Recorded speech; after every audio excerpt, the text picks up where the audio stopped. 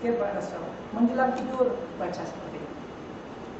Terus dengan kekuatan dan keyakinan yang mantap terhadap Allah, dengan sendirinya itu yang bergerak akan keluar. Kita meruqyahnya, mendorong. Kalau dia nggak keluar saat ini, insya Allah nanti pada Jumat bisa jadi keluar, ya. Atau kapan? Pada prinsipnya adalah dia harus keluar. Kenapa? Dia tidak bisa kita ajak dialog, ya. Mungkin ini yang disebut dengan jin bisu, ya. Kalau tadi yang ahli Tuhan, masya Allah, raja, ya, raja jin, samir, ya, nggak ada kekuatan, panas katanya. Selanjutnya pada apa? Ustaz, boleh bertanya sebentar, Ustaz? Oh ya. Saya kebiasaan kalau baca ayat suci Al-Quran, misalnya Yasin, saya selalu memberi minta air. Setelah selesai baca Yasin, saya tiupkan ke air, kemudian saya diminum, kemudian saya diminum. Apakah itu haram atau gimana? Itu diperbolehkan selama tidak mengandung unsur syirik, tapi Anda jangan milih Yasin saja. Ya, berapa surat di dalam Al-Quran? Ya, awalnya cuma Yasin aja. Ya. Jangan cuma Yasin saja. Saya pun begitu, ya.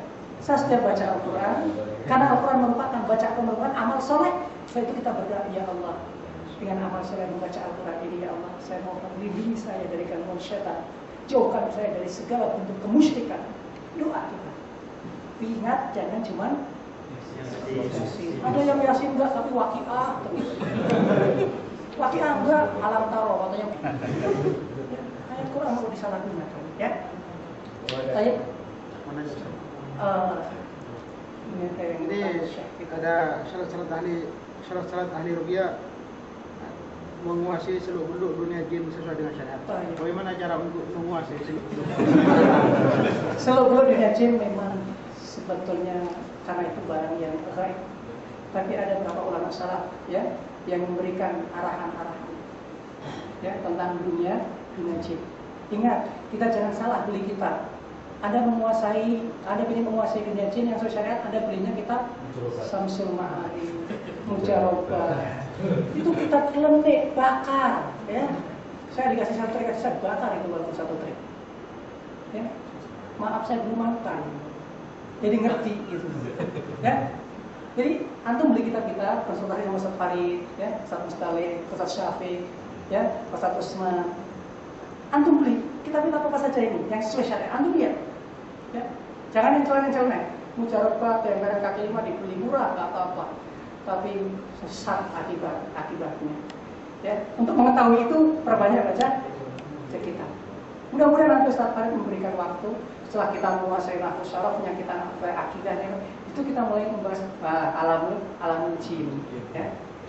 Ya, baik. Jadi begitu caranya. Kita testimoni dulu, ya. Silakan ini kasihan udah nunggu antri loh. Tadi kan yang paling kenceng ceritanya. Mau nyerang apa tadi? Bismillahirrahmanirrahim. Assalamualaikum warahmatullahi wabarakatuh. Alhamdulillahirabbil alamin. Shalatu wassalamu ala asyrofil anbiya'i wal mursalin. Nama saya Yanto, asal saya dari Madiun. Saya dulu waktu muda, sekarang udah tua ya.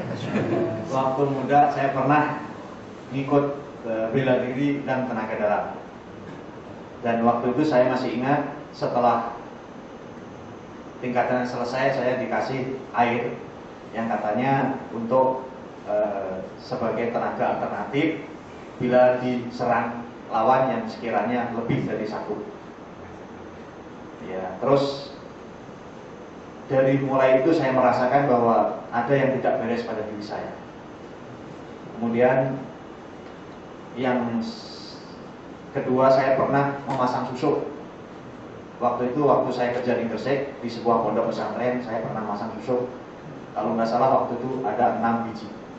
Yang 2 di kaki, yang 4 di kaki, yang 2 di tangan. Tujuan saya biar kalau lari kenceng sama main bola kuat kaki. Tapi alhamdulillah setelah saya kerja di sini di Saudi, alhamdulillah saya sadar bahwa semua itu tentu ada hubungannya dengan syirik, dan mungkin saya bisa dikatakan musyrik karena saya orang yang melakukan percaya pada hal-hal selain kekuatan Allah. Astagfirullahaladzim. Dan saya mohon kepada teman-teman ini, kalau sekiranya masih mempunyai sesuatu yang simpenan yang di luar dari tuntunan Islam, saya mohon dengan keridoannya, mohon dihilangkan, diikhlaskan. Harus, karena saya yakin hidup ini yang paling berarti adalah kita menyerahkan diri pada Allah. Kalau kita percaya kepada hal itu, saya yakin nanti matinya mungkin bisa dikatakan masuk neraka. Astagfirullah. Kemudian hal-hal yang saya rasakan tadi, saya itu sadar. Saya sadar, saya melihat dan saya merasakan, mendengar juga apa yang dibacakan Ustaz. Dan saya juga dalam hati saya tadi ikut membaca, moga-moga apa yang saya ada di dalam diri saya yakin diri saya ada jin, moga-moga cepat keluar, dan saya tadi rasakan bahwa tubuh saya bergerak dengan sendirinya. Kemudian yang terakhir itu saya jatuh, itu saya sudah mulai nggak sadar, dan mulai sadar lagi setelah saya duduk, dan tenggorokan saya mulai sakit waktu itu, waktu mulai dari kaki, kemudian perut panas naik ke atas, kemudian tenggorokan sesak. Dan mungkin insya Allah semuanya keluar. Amin. Terima kasih sebelumnya kepada Ustadz dan teman-teman yang memberikan kesempatan. Ada yang mau bertanya, silakan ke saudara-saudara kita. Silakan. Ada yang mau tanya, silakan. Gimana Ustaz ngeruqyah orang yang ini, yang fisiknya lemah gitu? Misalnya ada penyakit jantungnya, apa aja? Gimana caranya? Proses ruqyahnya sama saja, ya. Ya mau penyakit jantung ataupun penyakit yang lainnya. Kita bacakan ayat dan doa-doa ruqyah itu, ya. Cuma di sini ada dua metode ruqyah. Yang pertama dengan disentuh dan ditiup, dipegang yang sakitnya, ya. Dipegang yang sakitnya, bacakan seperti Bismillahirrahmanirrahim, ya.